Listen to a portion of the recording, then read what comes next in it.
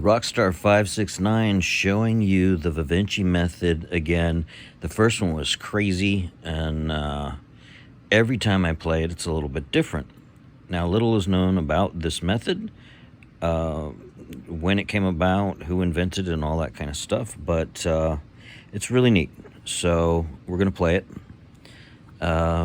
And they came out with this move. I never did like this opening. And when they do it, I usually go with the Vavinchi, even though I like, if you look at my videos, you see I like the Scholar's Mate and some other cool traps. But the Vavinci's just neat. And I was going to do that anyway.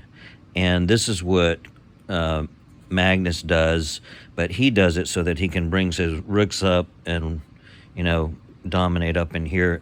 And it's called the steamroller or some other kind of thing like that. But that's not my intention at all. And they're doing normal development there of their pieces. There's my next move, and you'll see why soon. Now, they come out, and they're getting ready. Now, I don't even know what they're trying to set up. That's part of chess, is you don't know what they're up to. But here we go, and I'm going to let them know right off the bat. I've already let them know, welcome to the Vavinchi Method, to get in their head. And then I come up and I let them know, hey, you thought you were safe there, huh? Nope, you're not. Now I'm going to see if they want to take, and they protect.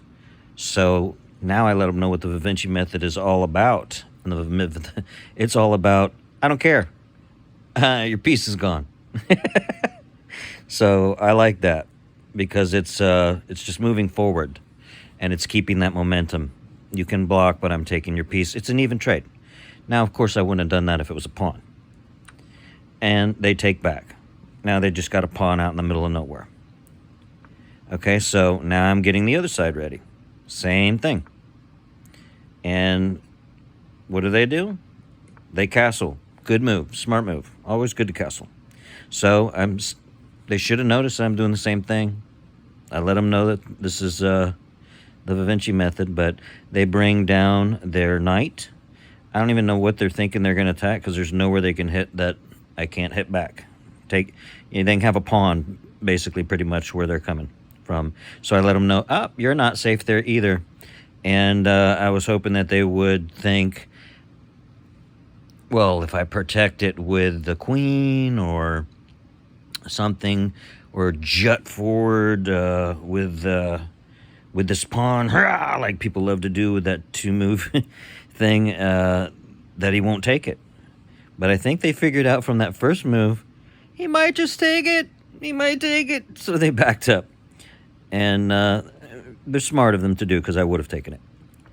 Then they come out with the queen, threatening it, but it's protected double.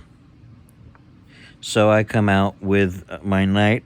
Not sure what I'm going to do with it yet, but I'm making room on both sides. Another reason I like this method is because I can have the possibility of bringing forth this pawn, just one here, so it's protected by the other two. Nice little pawn structure.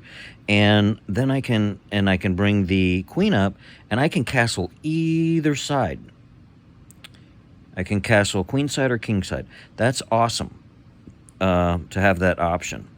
So now they come down, and I'm like, all right, what are you doing? Obviously I'm not going to take with this. You're going to take. So I'm like, all right, let's stop that right there. And they know they can take it with their knight, but I'm going to take with the knight, and then their queen's going to be in jeopardy. So they come down, and I think they know what my next move was. I was actually literally thinking, boom, go here, threaten the queen. It'll probably move.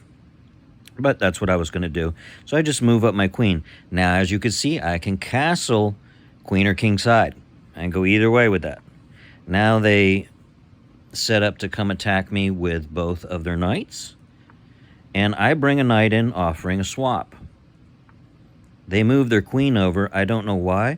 And I thought, you know what? Before I swap, why don't I just take a free pawn and get ready to maybe take a rook? Who knows? And then they decide to threaten my knight. And I say, no, it's okay. I'll go back into the strict trading position. And they decide to take that pawn, knowing very well that if I take back, that they're going to take my queen and I'm not going to have a way to protect, which if this is out of the way, I do, but I'm not willing to give that up yet. We still got some moves we can pull before we get there. So, here we go. There's the move. The move is, what do you want to trade? Or take your queen? What do you want to do? And all I did was get a pawn for that deal, but if they swap here, what they don't realize is boom there. So they do take, boom, I do take, queen under threat, queen moves down, and this is where I said, oh, look at this. It's such a confusing line. This is why I love the Vavinchi. They just were moving out of the way of a threat. They moved right into a threat. And they're not a bad player, but that's the cool thing about the Vavinchi. It's some high-level stuff. I mean, people aren't used to playing this line, so they mess up pretty hard. They just lost their queen. Now they come and attack my queen. Sure, let me just take your bishop and you can take me with the knight. Duh, no thanks. So I get out of the way. And they bring over their rook, because when they move their knight out of the way, they are having dreams of pinning this and taking it and putting this in danger, making me come protect it with the queen. They're not a bad player. That's not a bad move. So I come up, protecting this piece and threatening the rook. They move forward, threatening my knight. I move over and say, well, I'll just take this piece and get out of your way then. And that's what's neat about it. It's very versatile.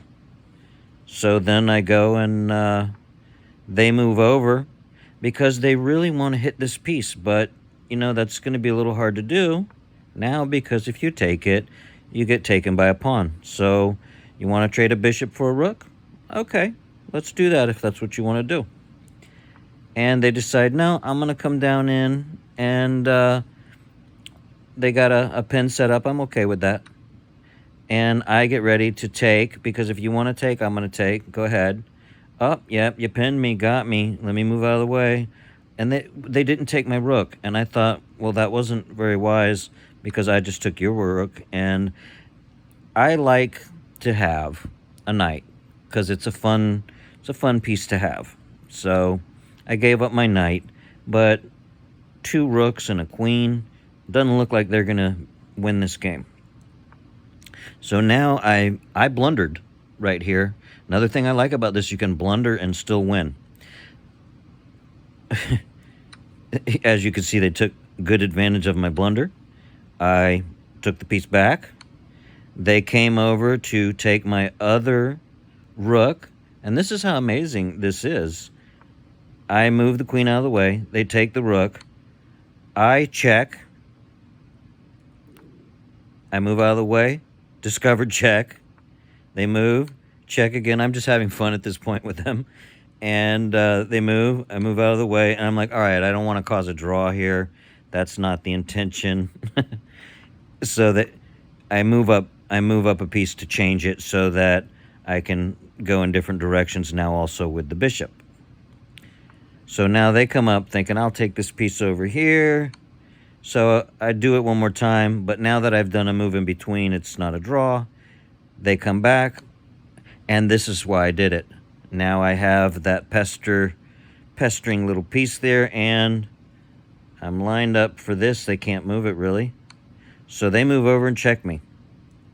I move out of the way. They move over, threatening my queen. They're angry at that queen. The bishop now. So I just move the bishop down. And they do the double jump, and that's en passant. As you know, you can just take this piece because they did that jut. And that's why when people do it and it's not an en passant situation, fine. But I let them keep it because I had some plans for it.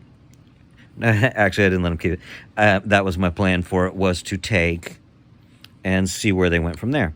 Now they come down and, oh no, they want to get me checked. All right, I'm checked. Let me move out of the way. So now I know they're going to take this.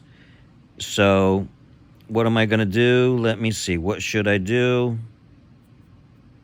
I can protect it with the bishop, but why? So I just move closer to it because I'm protecting it with the king. And towards the end game, that's what people need to realize. You need to start using your king. They're just pinned up in the corner, and I'm ready to use my king to take out a rook if the rook wants to take that piece. So it takes the easy piece. So I do the check again. Now the king moves out of the way like, oh, I don't want to play this game again. And so I move up, pinning it in, but I also pinned myself in on that one. And then they did this super jet. Let me see if I can promote and save the game. So I just start moving forward. They move over. I check. Now the king couldn't come over here. So I come down. See the line? They're still trying to promote. They didn't see it. They bring the king forward. And this is where they resigned. Because it was just too much for them. They realized that piece is not going to get promoted because one down and done.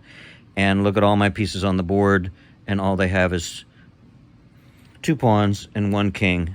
And I have 1, 2, 3, 4 pawns. I've got my bishop, and I've got my rook. I have total dominance on the board here. So try the Vavinchi Method. It will be different every time you play it with each person you play it with because it is an uncommon line, and it is just fun. Give it a try. Enjoy it, everybody. The Rockstar 569. See you next time.